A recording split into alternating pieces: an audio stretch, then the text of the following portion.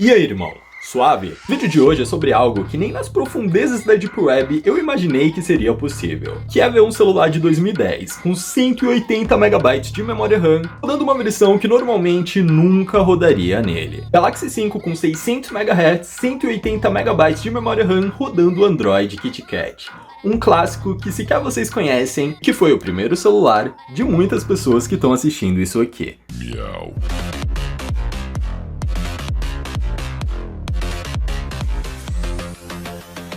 Olá amigo, olá amiga, olá cidadão, olá cidadã! O Galaxy S5 foi um dos aparelhos com mais desenvolvimento que eu já vi em toda a minha vida. Afinal, imagina a vida do dispositivo para ir do Android 2.1 para o Android 4.4.4 KitKat. E que só não foi pro Lollipop porque tinha um processador ARM V6. E a história desse aparelho e de toda a sobrevida que ele teve é bem extensa e bem interessante. Basicamente, no ano de 2010, a Samsung resolveu fazer uma coisa muito interessante. Os primeiros dispositivos com Android estavam começando a aparecer, mas eles infelizmente tinham um porém bem triste: eles eram bem caros. Afinal, imagina comigo, você ganha uma média de R$500 de salário mínimo e um Galaxy S1 tá custando R$1.200 na loja. Você vai comer ou vai comprar um celular novo? Você ganha R$500 de salário mínimo e o iPhone 4 tá R$1.400 na loja. Você vai comer ou comprar um celular novo? Então, com base nisso, smartphones em 2010 não tinham tanta visibilidade assim. As pessoas continuavam utilizando seus dumb phones, até o momento que a Samsung resolveu democratizar isso lançando o Galaxy Corby, que curiosamente é um celular que tem muitos nomes, como Corby Smartphone, como Galaxy Europa, e o nome que eu conheci ele, que é simplesmente Galaxy 5, que com 181 MB de memória RAM e 160 MB de memória interna, conseguiu levar para muitas pessoas que não tinham condições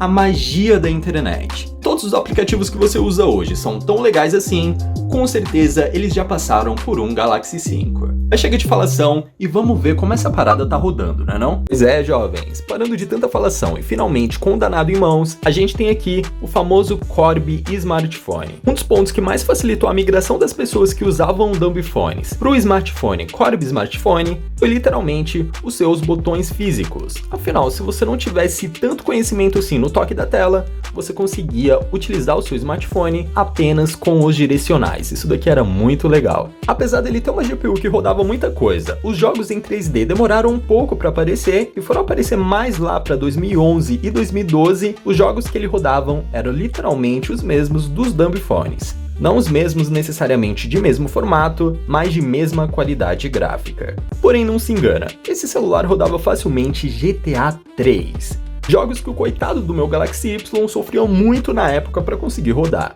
A última versão da CyanogenMod 11 dele é do ano de 2015, que da forma mais inusitada possível roda super bem.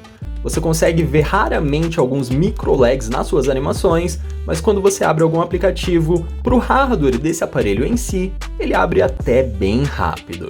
Afinal, lembrando novamente, são 181 MB de memória RAM e 600 MHz de processador.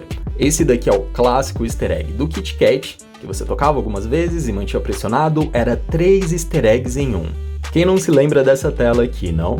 Mas uma das coisas mais clássicas pra mim era literalmente essa animação de voltar aqui, que eu lembro que na época tinha sido introduzida no Android Jelly Bean. Um fato interessante e meio óbvio é que nessa versão do Android em si, o overclock já vem de forma nativa. Ele vem com 600 MHz, entretanto você consegue utilizar até 768 MHz. Porque infelizmente, caso vocês não tenham percebido, rodando a 600 MHz no clock padrão, eu tô literalmente sem os gaps aqui, os aplicativos do Google, a Google Play Store. Ah, Matheus, mas não dá para instalar? Até dá para instalar, mas o aparelho vira literalmente uma carroça. Fora que da última vez que eu tentei instalar uma versão dos gaps nesse celular, ele literalmente deu boot loop, cara. De tão fraco que ele é. Usando o CPU-Z aqui, ele mostra que o processador do aparelho é um ARM 1136, de apenas um núcleo.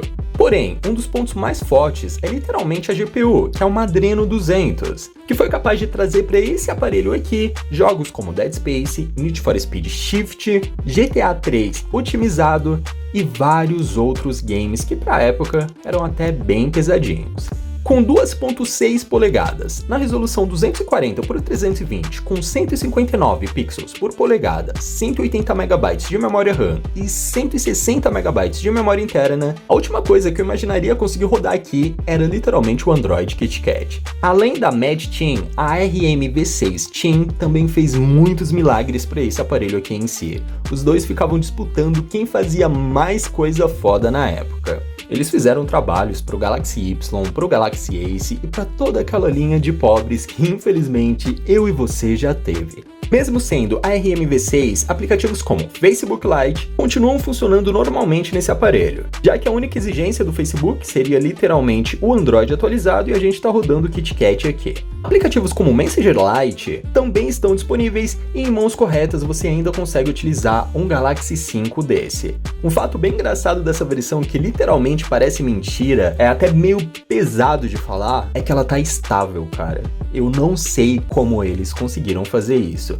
Ah, como assim estável, Matheus? Tá esquentando? Não. Tá travando? De acordo com o hardware do aparelho, sim, mas nos aspectos gerais, não. Você consegue fazer as suas coisas normalmente e os únicos engasgos que você vê aqui são literalmente porque o aparelho tem 180 MB de memória RAM. Não era nem para carregar a Boot Animation e tá rodando o Android KitKat aqui. Wi-Fi, 3G, GPS, Bluetooth e grande parte dos sensores que você precisa para utilizar o seu smartphone no dia a dia estão funcionais nessa Custom ROM. Um bagulho muito bizarro, cara. A última coisa que eu ia imaginar na minha vida. Eu sei que pode parecer exagero, mas hoje em dia os 140 MB de memória RAM que ele tem é uma memória que é gasta, sei lá, cara, com um aplicativo muito básico, com o Telegram, por exemplo. Acho que até o Telegram deve estar gastando mais. E se você parar para pensar no fator idade, onde a gente tem um aparelho aqui de 2010 e a gente está em 2021, o fato dele simplesmente estar ligando chama ainda mais atenção. As partições de memória dele são bem básicas. Você tem 184 MB para memória de sistema,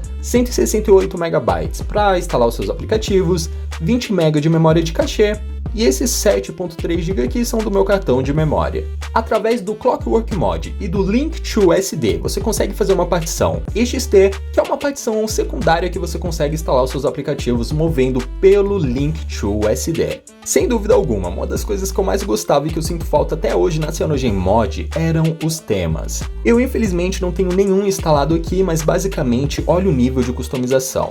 Você conseguia trocar os ícones, você conseguia trocar o estilo da sua interface, as fontes, o wallpaper da sua tela de bloqueio, a sua Boot Animation e o pack de sons da sua interface. Quando você optava por abrir a aba de status bar, você tinha modificações no seu relógio, onde você conseguia centralizar ele na maior facilidade, você tinha vários estilos de ícones de bateria, acompanhados da porcentagem da sua bateria em si, do estilo dos ícones do seu sinal e do controle de brilho. Porém, se a base da interface em si roda consideravelmente bem, o tempo que você precisa esperar para abrir alguns aplicativos pode ser um pouco frustrante.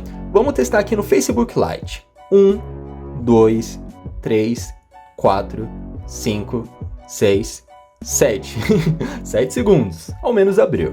Porém, a gente tem que considerar que quando ele estava com o Facebook aberto lá e carregando, ele estava carregando algo com a internet. Então, tecnicamente, o aplicativo já estava aberto. Mas, enfim, o tempo necessário para abrir aplicativos como Opera Mini também se assemelham bastante. Vamos fazer o teste.